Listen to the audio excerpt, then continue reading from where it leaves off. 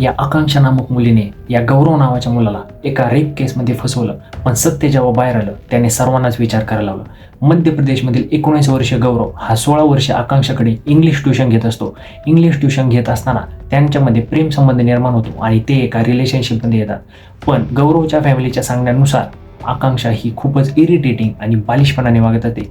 त्यामुळे गौरव या रिलेशनशिपमधून बाहेर पडण्यासाठी आकांक्षासोबत ब्रेकअप करण्याचं ठरवतो, पण आकांक्षा त्याला ब्रेकअप करू देत नाही आणि त्याला खोट्या रेप केसमध्ये फसवण्याची धमकी देते। या धमकीलाच घाबरून गौरव आणि गौरवची फॅमिली पोलिसांकडे आकांक्षाच्या विरोधात तक्रार करण्यासाठी जातात, पण तेव्हा सुद्धा पोलीस आकांक्षाची साईड घेतात आणि आकांक्षाची फॅमिली गौरवच्या फॅमिलीकडे ही रेप केस मिटवण्यासाठी 3 लाख रुपयांची डिमांड करते, पण ही सर्व काही पैसे गौरवची फॅमिली जमा करू शकत नव्हती।